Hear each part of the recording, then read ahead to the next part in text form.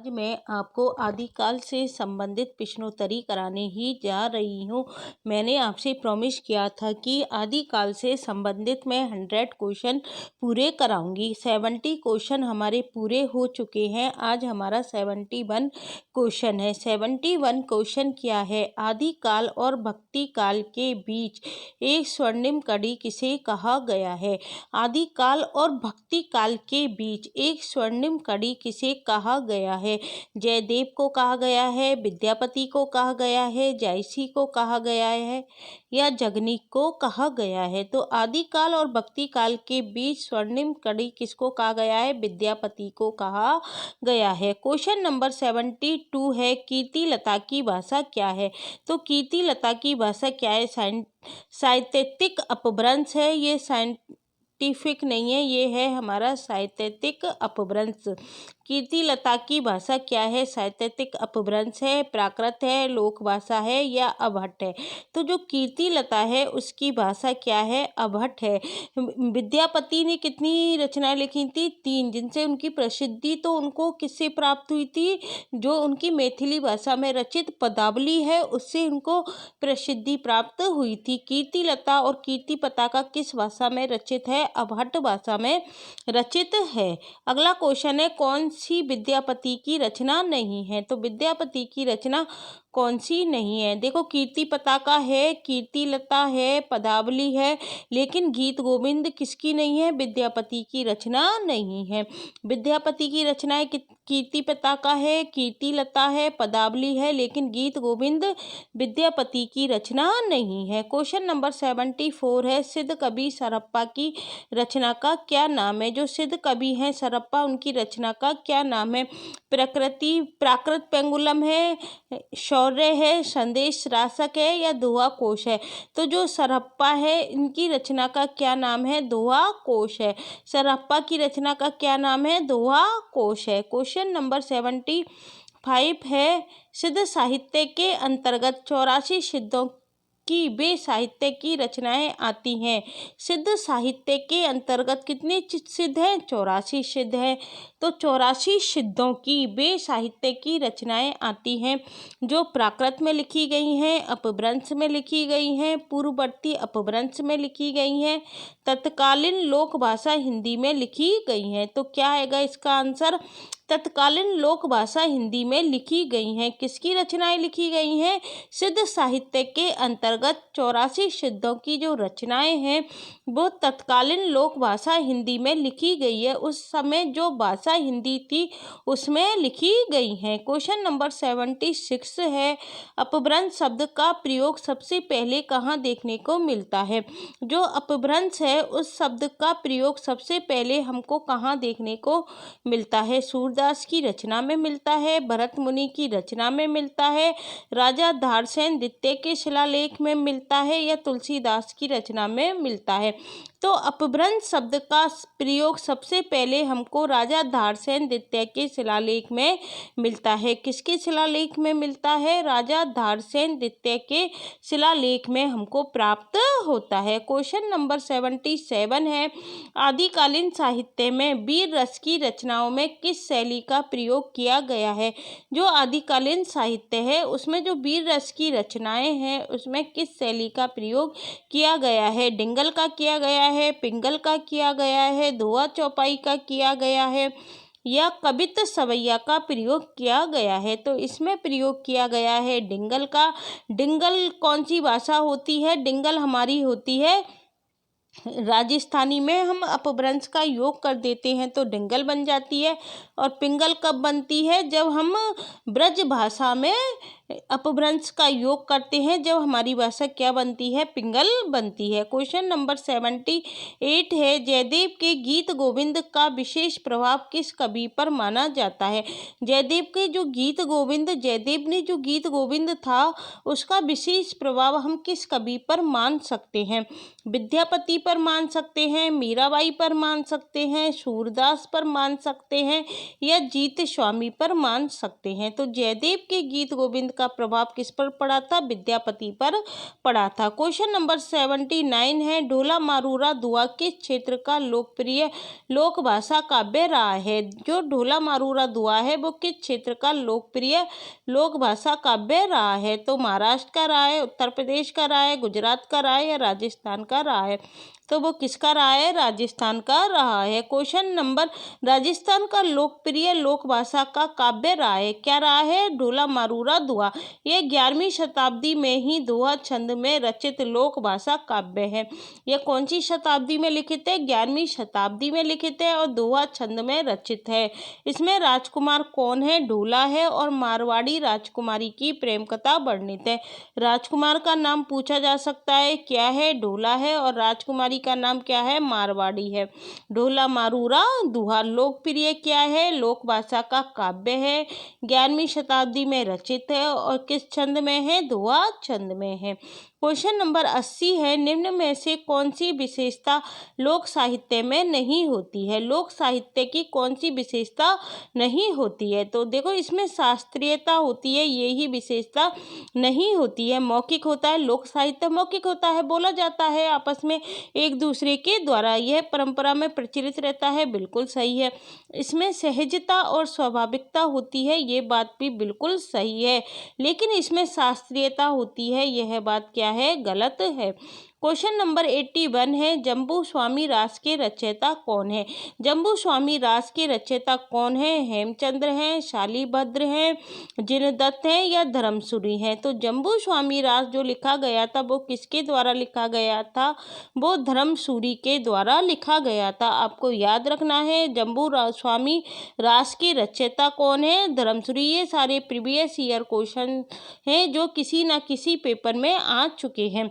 Question number 82 है, आदिकाल हिंदी को एक भिन्न प्रकार की हिंदी मानते हुए उसे हिंदवी कहा, उसे हिंदवी किसने कहा? आदिकाल हिंदी को एक भिन्न प्रकार की हिंदी मानते हुए उसे हिंदवी किसने कहा था? राहुल सांस्कृत्यायन ने कहा था, अमीर खुसरो ने कहा था, डॉक्टर श्याम सुंदर दास ने कहा था या मोहन सैनी ने कहा था? तो आदिकाल हिंदी को एक भिन्न प्रकार की हिंदी मानते हुए उसे हिंदवी कहा था अमीर खुसरो ने। किसने कहा था? अमीर खुसरो ने कहा था। क्वेश्चन नंबर 83 है, आला खंड का वास्तविक स्रोत ग्रंथ है। जो आला खंड है उसका वास्तविक स्रोत ग्रंथ कौन सा है? खुमान रासो नहीं है, विजयपाल रासो नहीं है, पृथ्वीराज रासो नहीं है, क्या है? परमाल रासो है। आला खंड का वास्तविक स्रोत ग्रंथ क्या है? परमाल रासो है। आला खंड का वास्तविक स्रोत ग्रंथ क्या है? परमाल रासो है। परमाल रासो में आला उदल नामक 2 सरदारों की वीरता का क्या है? वर्णन किया गया है। क्वेश्चन नंबर 84 है, विद्यापति की भक्ति श्रृंगार परक पदावली अनूठी संपत्ति है। विद्यापति की जो पदावली है कैसी है? भक्ति श्रृंगार परक है और ये क्या है? अनूठी संपत्ति मानी जाती है। किसकी अनूठी संपत्ति है? हिंदी साहित्य के संक्रमण काल की है, हिंदी साहित्य के मध्यकाल की है, हिंदी साहित्य के उत्तर मध्य काल की है या हिंदी साहित्य के आदिकाल की है? तो ये किसकी है? हिंदी साहित्य के आदिकाल के अंतर्गत आते हैं विद्यापति, और ये पदावली हिंदी साहित्य के आदिकाल की अनूठी संपत्ति है जो कि भक्ति और श्रृंगार परक है। क्वेश्चन नंबर 85 है, हिंदी साहित्य के आदिकाल को सिद्ध सामंत युग किसने कहा था? हिंदी साहित्य का जो आदिकाल है उसका नामकरण विभिन्न लोगों के द्वारा भिन्न भिन्न प्रकार से किया गया है। जैसे वीर गाथा काल किसने कहा था? रामचंद्र शुक्ल ने। हजारी प्रसाद द्विवेदी ने इसको क्या नाम दिया? आदिकाल। सिद्ध सामंत युग किसने कहा था? हजारी प्रसाद द्विवेदी ने नहीं कहा था, इन्होंने तो क्या कहा था? आदिकाल। राम कुमार वर्मा ने भी नहीं कहा था। रामचंद्र शुक्ल ने क्या कहा था? वीर गाथा काल। तो सिद्ध सामंत काल किसने कहा था? राहुल सांस्कृत्यायन ने सिद्ध सामंत युग कहा था हिंदी साहित्य के आदिकाल को। क्वेश्चन नंबर 86 है, गुरु गोरखनाथ को हिंदी के किस विशेष रूप का कवि स्वीकार किया जाता है? जो गोरखनाथ हैं उनको हिंदी के किस विशेष रूप का कवि हम स्वीकार कर सकते हैं? निर्गुण भक्त कवि हैं, पुरानी हिंदी के कवि हैं, प्राकृत काल के कवि हैं या बौद्ध तांत्रिक सिद्ध कवि हैं? तो गुरु गोरखनाथ क्या है, पुरानी हिंदी के कवि हैं। कौन सी हिंदी के कवि हैं, पुरानी हिंदी के कवि हैं। क्वेश्चन नंबर 87 है, मुल्ला दाऊद की भाषा है। मुल्ला दाऊद है, इसकी भाषा क्या है, पश्चिमी परंपरा से संपर्क शैली नहीं है, अवधि नहीं है, पहाड़ी मिश्रित अवधि नहीं है। मुल्ला दाऊद की कौन सा ग्रंथ है, चंदायन, जो हम भक्ति काल में पढ़ते हैं। तो इसकी भाषा क्या है, ठेठ अवधि है। क्या है इसकी भाषा, ठेठ अवधि है। ये भक्ति काल से क्वेश्चन, ये गलती से मुझ पर बन गया है, ये आदिकाल के अंतर्गत क्वेश्चन नहीं आता है। तो मुल्ला दाऊद की भाषा क्या है, ठेठ अवधि है। क्वेश्चन नंबर 88 है, अबहट में शिक्षा शब्द के लिए कौन सा रूप मिलता है। जो अबहट भाषा है उसमें शिक्षा शब्द के लिए कौन सा रूप मिलता है, शिक्षा मिलता है, शिक्षा मिलता है या सिक्का मिलता है। तो शिक्षा शब्द के लिए हमको याद रखना है, सिक्का शब्द मिलता है। क्वेश्चन नंबर 89 है, अपभ्रंश शब्द का सबसे पहले उल्लेख किसने किया था। तो जो ये अपभ्रंश है, इस शब्द का सबसे पहले उल्लेख किसने किया था, पाणिनि ने किया था, नागार्जुन ने किया था, पतंजलि ने किया था या सरप्पा ने किया था।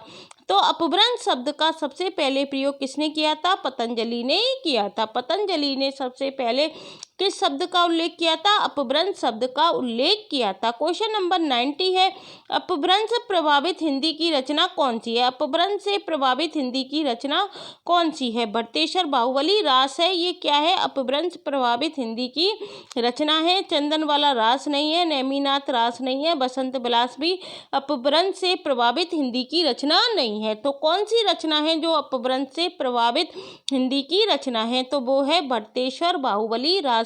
आपको याद रखना है, भट्टेश्वर बाहुबली रास अपभ्रंश प्रभावित हिंदी की रचना है। क्वेश्चन नंबर 91 है, विद्यापति के पद किस भाषा में रचित हैं। तो ये तो सबको पता होगा कि विद्यापति के पद मैथिली भाषा में रचित है, पहाड़ी में नहीं है, अवधी में नहीं है, पिंगल में नहीं है। किस भाषा में रचित है, विद्यापति के पद मैथिली भाषा में रचित है। क्वेश्चन नंबर 92 है, वीर गाथा कालीन रासो काव्य में निम्न में से किस विषय का वर्णन नहीं है। जो वीर गाथा कालीन रासो काव्य है उसमें निम्न में से किस विषय का वर्णन नहीं है। देखो, आश्रयदाताओं का अति रंजनापूर्ण वर्णन हुआ है, इतिहास और कल्पना का समावेश है, युद्धों का सजीव एवं गत्यात्मक वर्णन है, लेकिन कृष्ण लीला का प्रतिपादन नहीं किया गया है। रासो काव्य में क्या नहीं किया गया है, कृष्ण लीला का प्रतिपादन नहीं किया गया है।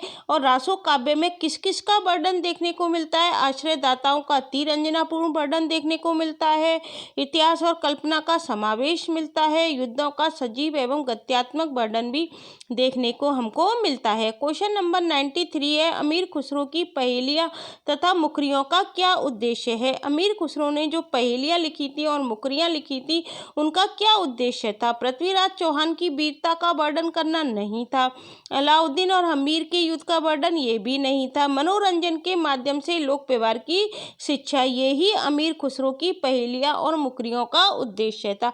क्या उद्देश्य था, मनोरंजन के माध्यम से लोक व्यवहार की शिक्षा। कोई उद्देश्य नहीं होगा तो क्या आंसर आ जाएगा इसका, मनोरंजन के माध्यम से लोक व्यवहार की शिक्षा। क्वेश्चन नंबर 94 है, आदिकाल में किस प्रकार का साहित्य लिखा जा रहा था। हमसे पूछा जा सकता है कि जो आदिकालीन साहित्य है उसमें किस प्रकार का साहित्य लिखा जा रहा था। कृष्ण भक्ति पर आधारित काव्य नहीं लिखा जा रहा था, ये तो भक्ति काल में लिखा जा रहा था। निर्गुण की उपासना भी भक्ति काल में हुई थी। जनजीवन से हटकर राजाओं की वीरता का अतिरंजित वर्णन ये किस में लिखा जा रहा था, आदिकाल में लिखा जा रहा था, जो कि रासो काव्य में देखने को मिलता है। जनजीवन से हटकर राजाओं की वीरता का अतिरंजित वर्णन उपर्युक्त किसी प्रकार का नहीं, ये भी नहीं होगा। क्वेश्चन नंबर 95 है, 10वीं से 14वीं शताब्दी के साहित्य को किस विद्वान ने आदिकाल के अंतर्गत रखा है। 10वीं से 14वीं शताब्दी के साहित्य को किस विद्वान ने आदिकाल के अंतर्गत रखा है। तो रामचंद्र शुक्ल ने नहीं रखा, मिश्र बंधुओं ने नहीं रखा, राहुल ने नहीं रखा, किसने रखा था, हजारी प्रसाद द्विवेदी ने रखा था। क्वेश्चन नंबर 96 है, पंच पांडव चरित रास के रचयिता कौन है। यह क्वेश्चन भी पिछले बार के पेपर में पूछा जा चुका है। पंच पांडव चरित रास के रचयिता हैं? शालिभद्र शूरी हैं, आशुक हैं, दलपत विजय हैं। तो कौन है? शालिभद्र शूरी हैं। क्वेश्चन नंबर 97 है, इनमें से किस ग्रंथ में लिखा है कि अग्नि परीक्षा के बाद सीता जैन धर्म में दीक्षित हो जाती है? कौन सा ग्रंथ है जिसमें यह लिखा गया है कि अग्नि परीक्षा के बाद सीता जैन धर्म में दीक्षित हो जाती है? महापुराण में लिखा हुआ है, परमार्थ प्रकाश में लिखा हुआ है, भविष्यत काल में लिखा हुआ है, या पयुम चर्यू में लिखा गया है? तो ये किस में लिखा हुआ है? पयुम चर्यू में लिखा गया है कि सीता अग्नि परीक्षा के बाद जैन धर्म में क्या हो जाती है? दीक्षित हो जाती है। क्वेश्चन नंबर 98 है, राजमती से रूठकर बीसलदेव कहाँ चला जाता है? कर्नाटक नहीं जाता है, तमिलनाडु नहीं जाता है, आंध्र प्रदेश नहीं जाता है, कहाँ जाता है?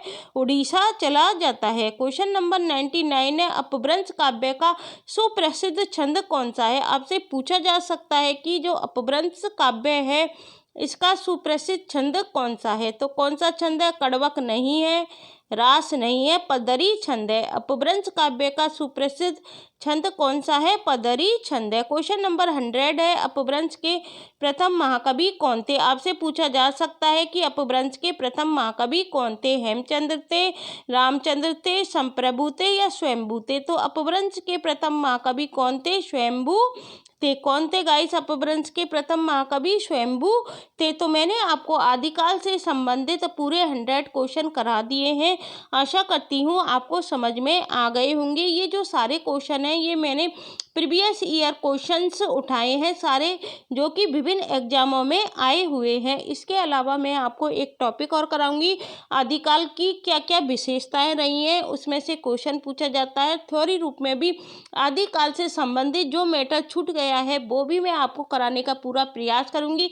सिद्ध साहित्य में कौन कौन से आते हैं वो सारा करा दूंगी, नाथ साहित्य में कौन कौन से आते हैं, इसके अलावा रासो साहित्य में क्या आता है, और लौकिक साहित्य के अंतर्गत आता है क्या आता है, और आदिकाल के जो प्रमुख कवि हैं जैसे सरप्पा हो गए, गोरखनाथ हो गए जो पेपर में पूछे जाते हैं, अमीर खुसरो हो गए, इनके बारे में भी जानकारी मैं आपको प्रोवाइड कराऊंगी। और इनसे बनने वाले कवियों से बनने वाले क्वेश्चंस की मैं आपको अलग से वीडियो प्रोवाइड कराऊंगी। यदि आपको मेरा ये मैटर अच्छा लगता है तो इसे अन्य छात्रों के लिए शेयर करना मत भूलना। Thank you guys.